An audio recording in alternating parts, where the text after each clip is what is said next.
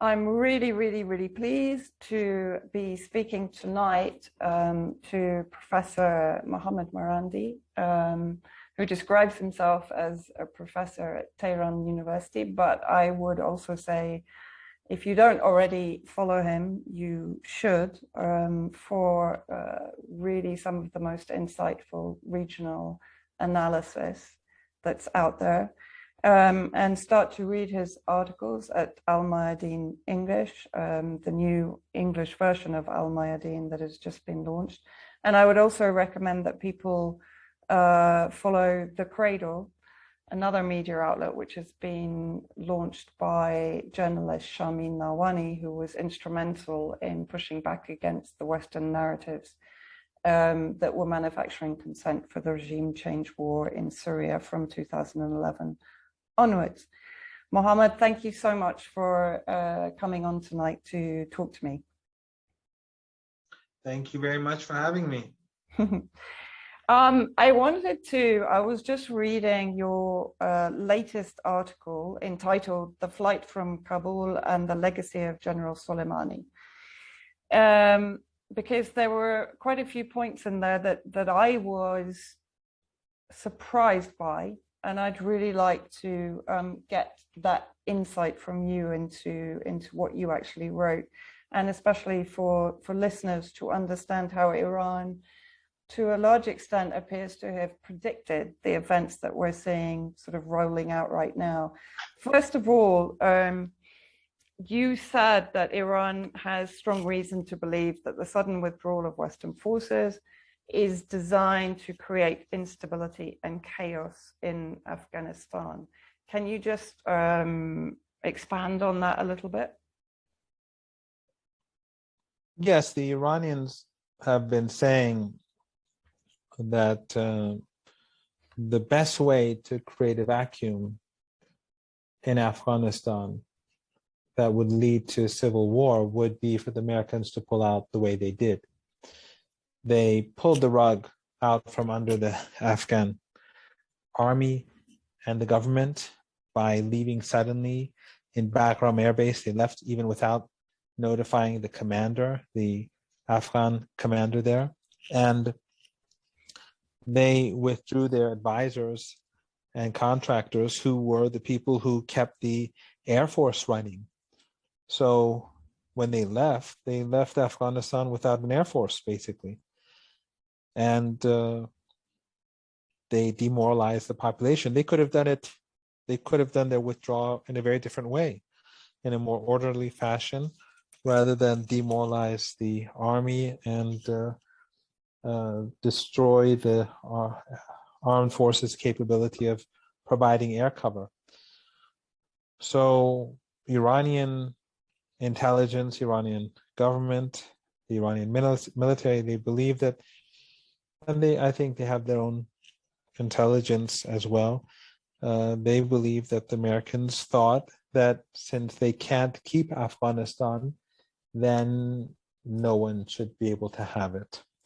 And so they hope that by creating chaos, that it would cause a major problem for Iran, for Central Asian countries, Russia, China, and thus, if the Americans cannot benefit from it, then everyone else is harmed by it. And they had, of course, been injecting ISIS militants into Afghanistan from Syria, which is clearly, I mean, this is very much the playbook of American foreign policy, right?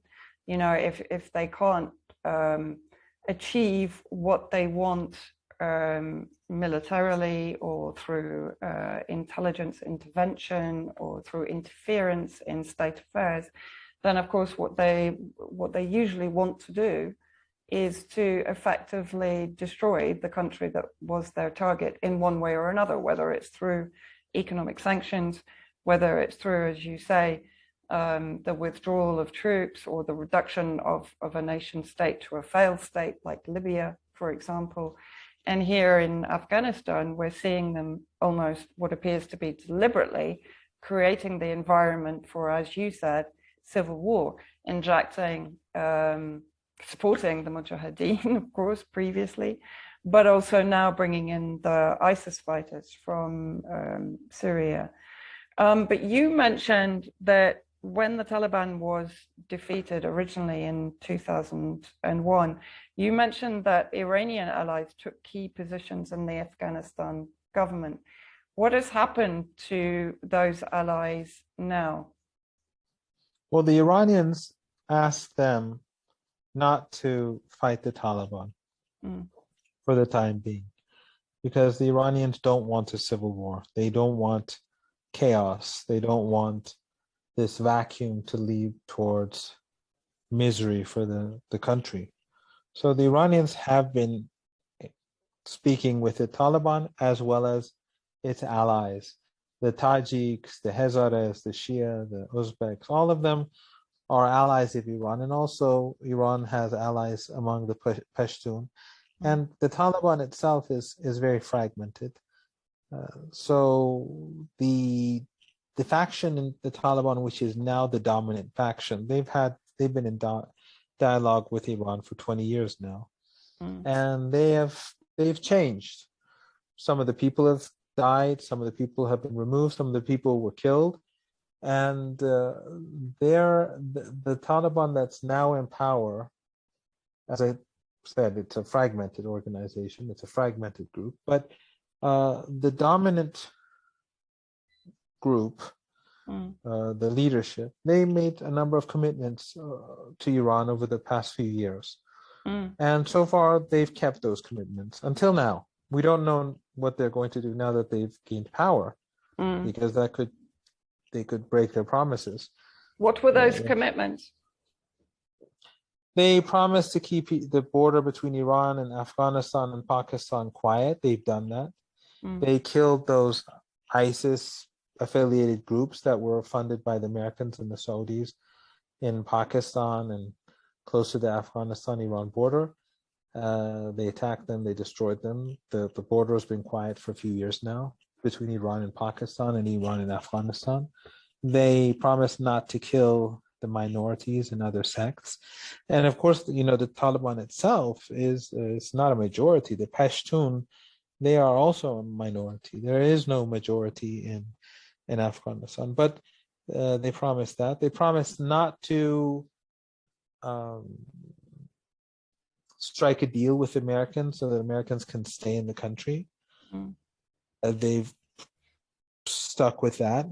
And they promised not to have,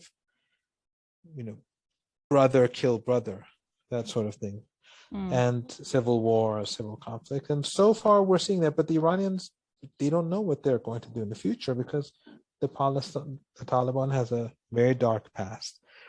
And there are factions in the Taliban that are just as extreme as they were back then. And it's unclear if they'll be able to control these groups, or that they'll be persuaded by these more extreme groups to become more extreme. We don't know. The Saudis are funding, the Turks, they are funding the more radical groups. Of course, the Saudis are funding one set of people, the Turks and their allies are funding another set of people. But the Iranians and so these are the more extreme groups. And those who the Turks are funding, of course, many of them are foreign fighters who have ambitions towards Central Asia and China. So, but right now they're keeping a low profile. The Taliban says that there are no foreign fighters, but there are. The Iranians say there are quite a few, but they're keeping a low profile right now. But they are the faction that the Turks are supporting. Yeah. And for obvious reasons, Turkey is a part of NATO, and they'll do what needs to be done within the framework of NATO. So we already know what Erdogan did in Syria and Iraq and in Libya and elsewhere. So it's a complicated situation, but the Iranians are trying to prevent a civil war from happening. The Yeah. Taliban has a very uphill struggle because none of the neighbors support it except for Pakistan. And even Pakistan, there's a divide in the political establishment. The prime minister has his own views, the army has its own views, and the intelligence agency, ISI, has its own view. And of course, the Taliban is closely affiliated to ISI. And the funding from Saudi Arabia and Turkey go through the ISI for the most part. But we'll have to wait and see what happens. The problem that the Taliban has is that, as I said, the neighbors don't like it. The neighbors to the north, and they're much more established now than they were 20, 25 years ago, because back then they just become independent of the Soviet Union. They were not really strong countries. They had not established themselves. So that's different. Russia and China are stronger today. Iran is much stronger, and Iran has a lot of intelligence from inside the country.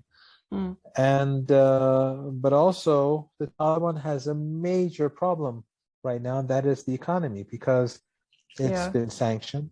A lot of people are taking out their money. C,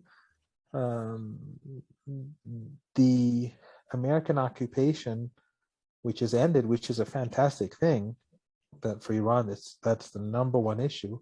But the American occupation brought in tens of billions of dollars. True, most of it went to the contractors, and the Americans were becoming rich at the expense of the American taxpayers and the people of Afghanistan. But there was money trickling down too, and that's all gone. So the Taliban is going to face a crisis. Winter is approaching. I don't think they're going to be able to pay the bills for electricity, food. I spoke to someone in Afghanistan today, and on WhatsApp, and she said that in her city, Mazar Sharif, the prices are going up very fast, and this is just the beginning. So the Taliban is not a majority. There are many divides in Afghanistan, and then you have this economic crisis approaching, and then Pakistan is a poor country. They and Saudi Arabia and Turkey have their own problems. They can provide some help, but not that sort of help to keep a country of 35 million running. So that gives Iran a lot of leverage. But it's going to be a complicated situation, very complicated. But I think Afghanistan, the people are going to face a very, very devastating winter. Yeah, I mean, I was going to ask worse than what you have in Syria. Yeah. I was going to ask you, what is the response of the Afghan people to these events, and to the fact that pretty much now it's been declared the Islamic Emirate of Afghanistan, and the Taliban are back in charge. What is the reaction of the Afghani people? Well, there are 35 million people, and anyone can say anything about how people in Afghanistan think right now. Obviously, people hated the government because it was so corrupt. Ashraf Ghani stole all that money and took it with him, and apparently in Central Asia, they took the money away from him. So he went to the Emirates in humiliation without the money, apparently, from what I hear. But that government was highly unpopular. I mean, when I say that the Afghan army the rug was pulled out from under them, that's a fact. But also, people did not have an incentive to die for a government that's so corrupt. So it's difficult to say. I don't think that Taliban is going to have an easy time. There are a number of differences from 20, 25 years ago. One is that 20, 25 years ago, there was a civil war, and Kabul was being shelled. The city was destroyed by these by this infighting in the civil war. Hekmatyar was shelling the city, and so many people died. When the Taliban came, even though they were brutal and even though they were cruel to women, but people accepted it because it's better than dying under, and living under constant shelling. Chaos and is worse than even a nasty government, a terrible government. At least there's some order. At least you can rest assured that the shell is not going to drop on top of your your house. So, but this Afghanistan is different. It's a larger population. A lot of women went back to school.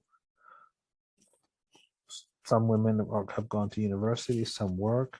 Society has changed. I don't think it's going to be easy for the Taliban to go back to where it was before. And some people in the Taliban, as I said, a significant segment of it, don't believe they should. They're more pragmatic, not ideologically. They're still Salafi, but ideologically, it may not have changed much, but they're much more pragmatic. But it's not just that. There are more important things. One is, as I said, the neighboring countries are stronger. Asian powers are stronger. The United States is weaker. Pakistan is a weak country. Saudi Arabia is much weaker. Turkey has, Turkey back then wasn't involved, but Turkey is in a lot of trouble. Erdogan is I'm not sure he can survive much longer as the country's leader for more than 3-4 years. So the Taliban, and then there are, of course, the other minorities, which combined, they are the majority. And even among the Pashtuns, as I said, there's no consensus. So the Taliban is going to have a tough time, especially as the economy collapses, and it will collapse. And I don't know where the population stands. I think it's a very, very divided country. The country may not even survive as a single entity. Who knows? But for the time being, the Taliban's in charge. And I think that Iran wants to keep the country stable and quiet and to pressure Taliban, both through coordination among neighboring countries, also through economic incentives as the situation gets worse, and also by helping its allies in Afghanistan to remain a force or forces that can potentially make life difficult for the Taliban. So there are numerous tools in the toolbox that Iran has and that exists in Afghanistan that could change the situation and push it in different situations. So for Iran, what is ideal, and I know it's not really linked to your question, I'm shifting towards Iran, but I don't know the answer. What do people in Afghanistan think? I would think that they're very divided, but in multiple different ways. Yeah. But I think that the ideal situation right now for Iran is no civil war. The Taliban recognizes that they cannot have a monopoly of power. I'm not sure if they can come to that recognition. And to have a government where the different groups play a role for the time being. But whether that will happen or not, it's very difficult to say. I think the mention of the economy is very important. I mean, Julian Assange, many people have been sharing the video or the interview with him where he basically said the need for war in Afghanistan was in order to provide a money laundering service for the ruling elite in the United States. Now, presumably those ruling elite or those people benefiting from the war in Afghanistan are going to be looking for links that they can make and collaboration they can create with the Taliban or with whatever ruling coalition ends up in control in Afghanistan. So we have to assume that the US is not going to relinquish the beneficial aspects of its intervention in Afghanistan. And so therefore, there is still going to be that degree of interference, isn't there, from the US, and an attempt to influence and to continue with their financial interests, whether that, of course, is the opium trade, whether the Taliban will again outlaw it, as they were reported to have done, whether they will be tempted to get involved in it because the economy is on its knees. We all know that when the Americans occupied Afghanistan, the production of opium increased dramatically. Mm. And we have to keep in mind the history of the Golden Triangle and Colombia, Mm-hmm. which is the closest country to the United States in Latin America. And it's a source of the center for the trade of drugs. The United States is deeply involved in the drug trade in Afghanistan. They're central to it. Yeah. Without the United States, there wouldn't be. The American military allowed it to thrive. The CIA has been deeply involved. They could have destroyed all all of the crops easily with drones. They have all the means necessary. They had it, but they wanted it. Mm. That's A. B. True. What Assange says is correct, but I think the United States is a power on the decline.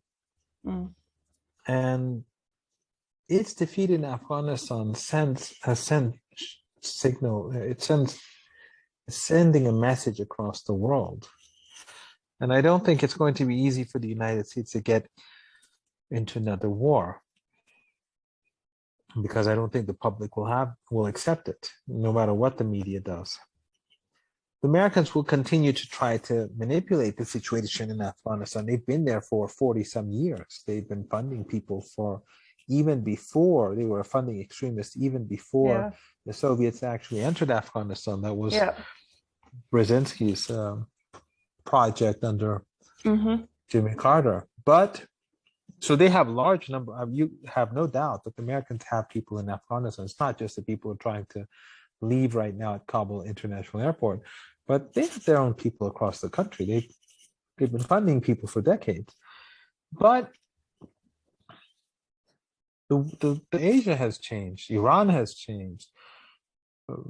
Tajikistan, Turkmenistan, Uzbekistan, China, Russia, even India, though close to the United States, but its interests are in conflict with Pakistan. So Asia has changed. Mm. And it's not going to be as easy for the United States to control or manage the situation as it was before. And before, when they managed the situation, the end results were what we are now seeing. So I think it's going to be very challenging for the United States to get involved in a big way in Afghanistan and to be able to achieve its objectives there. Mm. Sorry, go on. So the Americans have the drug trade. I think that's a big loss for the CIA. I think the withdrawal is symbolically devastating for the United States. But actually, the withdrawal from Afghanistan is good for the United States, for the people of the United States, because the money was either wasted there or was transferred from the taxpayer into the hands of the rich. So it's the right thing for ordinary Americans, for the government to stop its occupation. But since the system is so corrupt and the military-industrial complex is so powerful, I doubt they will cut the military budget. So they will be spending it somewhere else or in some other way. But I don't think that the United States will be looking for trouble, like getting into a fight with Iran. When they lost in Afghanistan and they lost Israel, they're not going to try anything stupid with Iran. You mentioned. I know I'm not answering your question, but it is almost like 1 a.m. So no, I know, and also, I mean, it's a very complex situation. 12:30, and it's complex. Yeah, exactly. You mentioned Russia and China. Is there collaboration between Iran and Russia and China, or is each country kind of, and you also mentioned India, is each country, let's say, following its own roadmap in Afghanistan? I mean, obviously, each country has an interest, each country has reached out and probably is trying to achieve something very similar to Iran, but is there going to be collaboration between those nations, or is it going to be separate efforts from each one? I think the collapse was so sudden that these different forces really haven't had the time to have all that much dialogue. The Chinese special representative to Afghanistan was just in Iran. I think the Russians have traditionally been more active, and Central Asian countries are closer to Russia. And the Iranians and the Russians are talking. China is close to Pakistan. And so at the moment, actually, China is in a situation where it is sort of looking at Afghanistan through Pakistan's eyes for a host of reasons. One is they're hoping that Pakistan can contain the Taliban and prevent it from having ambitions beyond Afghanistan's border. But I think the Chinese recognize that that's simply not doable, especially since the Saudis and the Turks are funding more extreme factions of the Taliban as we speak. And the Turks are in contact with, especially the Turks are in contact with groups that are from Central Asia and Chinese. So I'm not sure. So I think as time goes by, China is going to have to speak more with the Iranians and coordinate more with the Iranians, not to necessarily tilt away from Pakistan, because Iran is also in talking with Pakistan, and in Pakistan there are divisions between the army, the intelligence, ISI, and the prime minister. So it's not as if they're all on the same page necessarily on all issues. But I think China will, and the upcoming conference, the Shanghai Cooperation Organization conference that will be held shortly, and Iran will become a member in this upcoming conference. The leaders, the presidents of China, Russia, Iran, Pakistan, the Indian Prime Minister, and Central Asian countries will all be there. So it's an ideal format to discuss Afghanistan. So I think that as we move forward, there will be more coordination. But as I said, the situation is volatile. Right now, the Taliban is the undisputed winner in Afghanistan because the other side didn't resist. And as I said, the Iranians were instrumental in keeping the peace. But when the prices go up tenfold, 15-fold, when there's no money to pay for fuel or for electricity, then the Taliban is going to have a much more difficult time keeping people quiet or keeping people on their side. And that's when I think the other groups are probably going to be more forceful in demanding concessions or change. So I think the year ahead in Afghanistan is going to be full of surprises and full of tension and full of instability and changes in the situation. But for the time being, it's quiet, relatively speaking. The Taliban has behaved relatively okay so far. I mean, they are breaking some promises. There have been attacks on the houses of MPs. They've ransacked people's homes and taken their cars. They've killed like security guards, got protecting ministers. They've done some awful things, but much of what we've been hearing about is hearsay so far, and some of the clips that we see are not actually from now, they're from 25 years. I saw that, and there was one from Syria also, I think.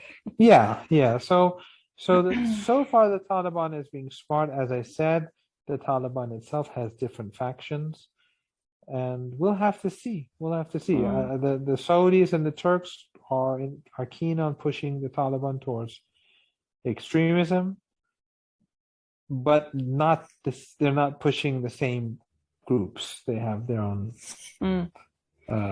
separate allies, which is probably a good thing, because if they were actually cooperating, it would probably make it a lot worse. Yeah. How is the situation in Afghanistan going to impact upon Syria, and how is Israel viewing the developments in Afghanistan, do you think? This is good news for Syria and bad news for Israel, because the world has seen the United States retreat in such a shambolic way that it shows it to be a diminished power. I mean, I'm not trying to underestimate the strength of the United States. It's obviously a country with many nuclear weapons, with very powerful armed forces, but there is a reason for this withdrawal, and the unorganized and terribly managed way in which the withdrawal was managed, it reveals a lot about the United States and the problems that the United States has. This is not the United States of 2001, September the 10th, 2001.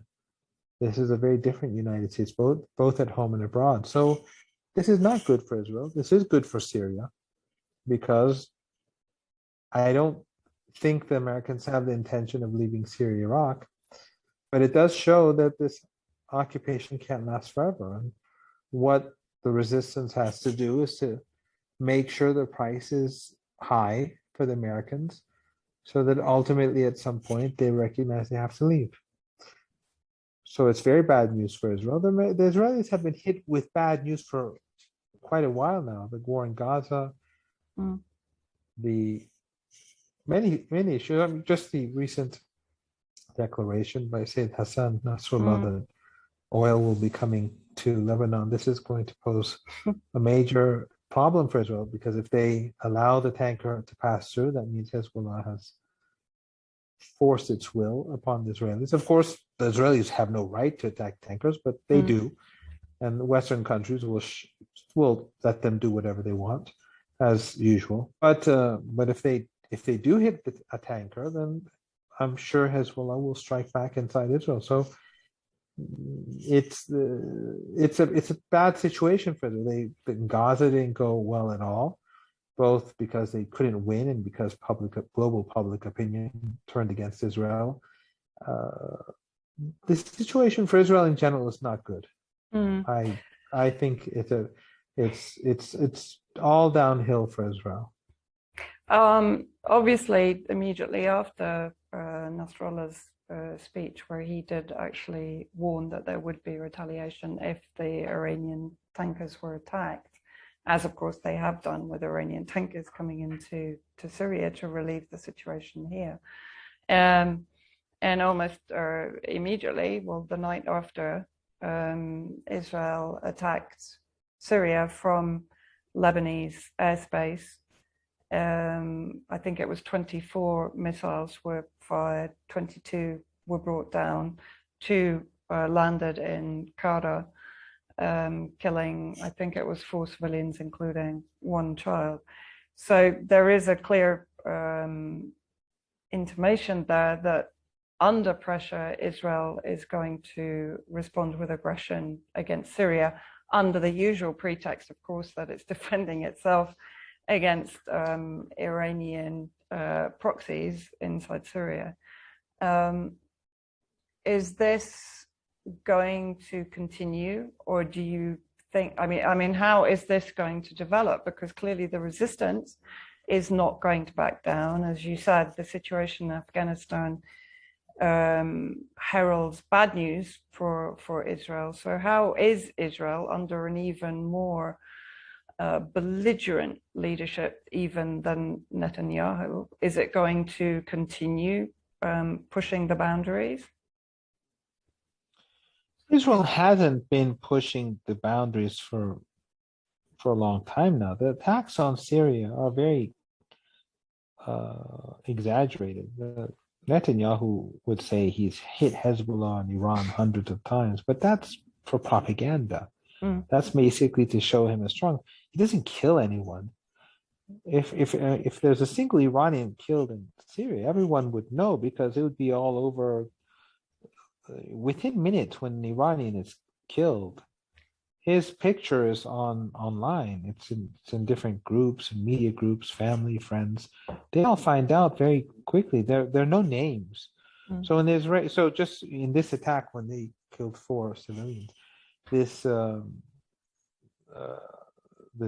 source in Coventry, this so-called what's it called, the Syrian Syrian Network for Human Rights. No, it's called Syrian Observatory for Human Rights. Sorry. Exactly. There's so many. Yeah, so they're the ones who are constantly giving numbers. They're all fake. So they said 4 soldiers linked to Iran, or it's nonsense. No one from Iran or any of its allies were killed, just as was the case on previous occasions. The Israelis know that if they kill an Iranian or someone working with Iranians or Hezbollah, they're going to get hurt. The Israelis will be hit, so they don't do that. Sometimes they strike cars, like they'll bomb a place and then make sure people leave, and then they'll hit the car or something like that. They do that, or sometimes they do kill Syrians, but they don't do the sort of damage that they do. They say they're hitting Iranian targets to sort of legitimize aggression on Syria. Of course, it's not legitimate anyway, because Iran is there legally, but Western media and Western governments like to pretend that they're striking Iranians, which they're not. But in any case, the point is that the Israelis can't do that much damage to Syria with a few planes. And ultimately, wars are not be fought in the air. I mean, the Russians have done a lot of help in Syria. But at the end of the day, in Aleppo, and I was there, you were there too, but at the end of the day, on the ground, it's the troops on the ground. It was the Syrians, Hezbollah, the Iranian coalition of fighters that had to go in and give casualties to win the war. The Russian Air Force was doing a lot. The Syrian Air Force was, of course, not doing as much as the Russians. They were not as effective, but the Israelis are not doing anything that's even comparable to what they were doing. And increasingly, their missiles are being brought down. One reason is that the Russians are more active. Another reason is that Iran has... The Syrians now have capabilities that they didn't have before. And I think that's one reason why the Russians are keen on being the first to be active in air defense, because they don't want to fall behind. So my understanding is that Syrian air defense capabilities are different than they were before, but they're not being activated yet. And I would imagine the same is true in Lebanon. So the Israeli Air Force is not going to make it. In any case, what it goes back to is that the Israelis don't have. This is not the invincible army of the 1960s and the 1970s. Israelis, it's been since the rise of Hezbollah, Israel has been on the decline, and now I think it's weaker than it's ever been before. Well, certainly, I mean, on the ground fighting, I mean, I was in with Eva Bartlett, I was in Gaza in 2012, and you know, the daily threats of a ground invasion became a standing joke after about the first 2 days, because I think everyone realized, well, no, they weren't going to come in, because they were absolutely terrified of fighting hand to hand. And as they did in 2014, they attempted some sort of ground invasion, and they were sent packing, you know. And as you said, that the Syrian army now is probably one of the most battle-hardened units in the world today. Yeah, that we were when I met you in Damascus last.